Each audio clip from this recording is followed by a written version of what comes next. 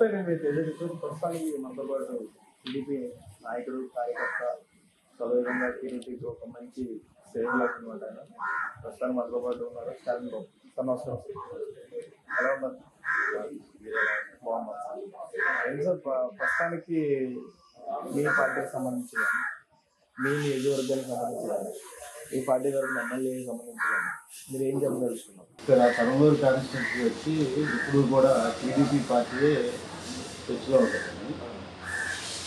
మొన్న జగన్ మాయ మాటలు చెప్పి నేను అది చేస్తా ఇది చేస్తాను వచ్చి ఏమి చేయకోకుండా అతని భ్రమలో పడిపోయి ఎక్కువ మంది అతను ఓట్లు వేయడం వలన ఇక్కడ వైసీపీ ఎమ్మెల్యేలు గెలిచారు.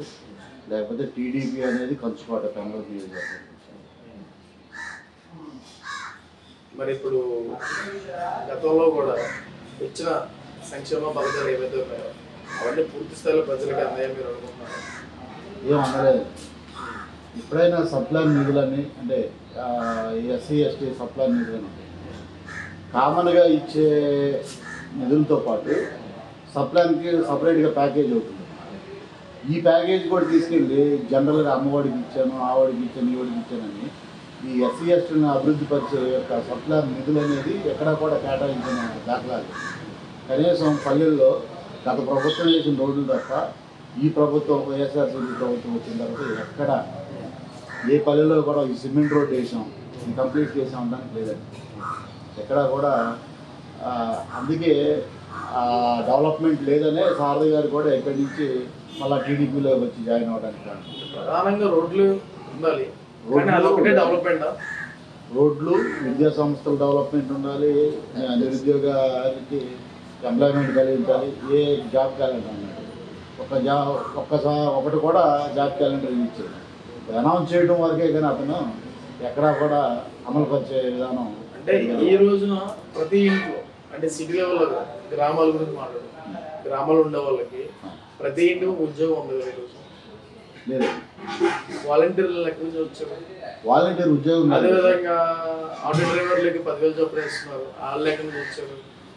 ఆటో డ్రైవర్కి 10,000 ఇచ్చి రోడ్లు వేయకపోవడం వల్ల చాకప్ గేర్లు ఎగిరిపోతుంది. రోడ్లు అలాగనే వాళ్ళ కంప్లైంట్ కూడా ఇవ్వట్లేదు. కంప్లైంట్ ఇవ్వడానికి ఎవరు తీసుకుంటారు? కంప్లైంట్ మీన్స్ కంప్లైంట్ ఇస్తే తీసుకునేది ఎవరు? ఐఏఎస్ అని దండం పెడతాం తప్ప గవర్నమెంట్కి వాళ్ళు ఎవరో కూడా స్పందనలు అనేక కంప్లైంట్లు పెట్టారు. రోడ్లు ఎక్కడ కూడా బాగు చేసిన దాఖలాలు.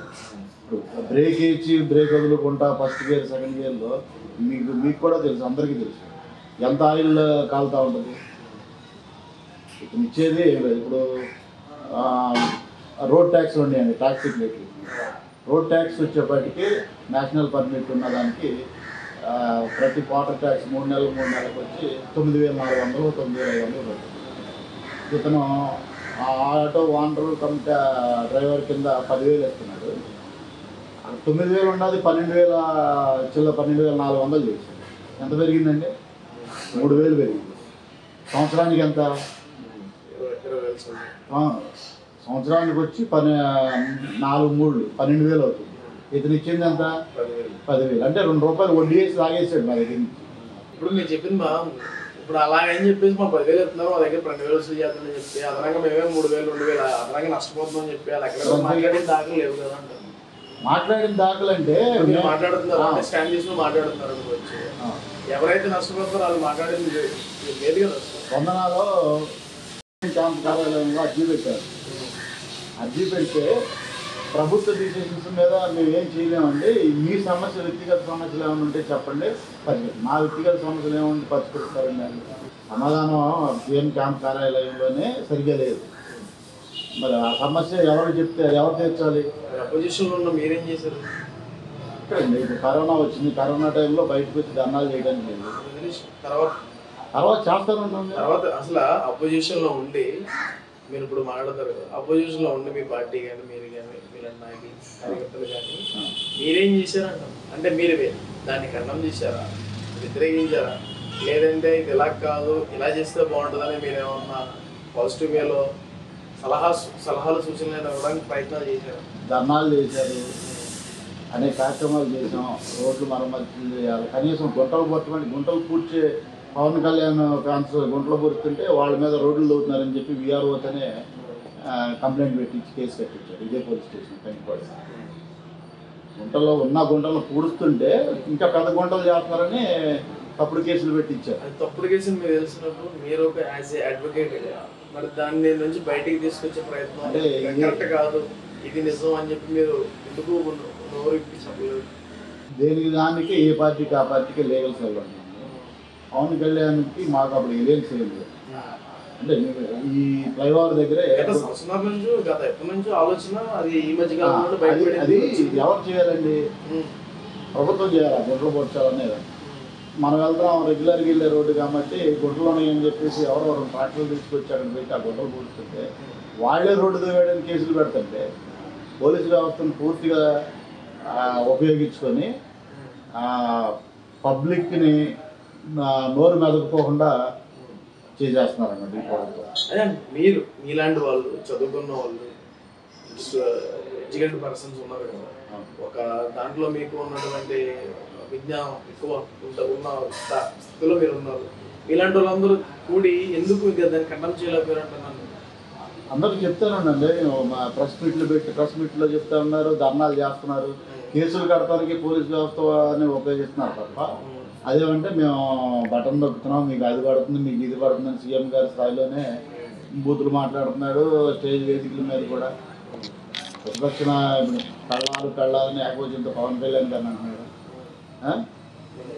చంద్రబాబు గారు ఏదో ఇంటర్వ్యూలో బాలకృష్ణ గారితో ఏదో చెప్పారని దాన్ని కూడా సరదా దాన్ని కూడా సీరియస్ చేసి ఒక ఇష్యూగా మాట్లాడే ప్రభావం. అలాగే మీరు చెప్పిన దాన్ని బట్టి చూసుకుంటే పవన్ కళ్యాణ్ గారు కూడా నా 4వ పిల్లం అని చెప్పేసి మాట్లాడడం జరిగింది. నువ్వు అనకూడదు అని అనిపించుకోవటం. అదే రొట్టె పెట్టిన వాళ్ళకి రొట్టెన్నర పెట్టిన సామెత ఉంది కదండి. అంటే ఒక మగ వ్యక్తిని పిల్లంగా ఎలాగా రిసీవ్ చేసుకుంటారు అని కూడా బయట ప్రచారం. ఆ మగాడైతే మగాళ్ళలాగానే మాట్లాడాలి.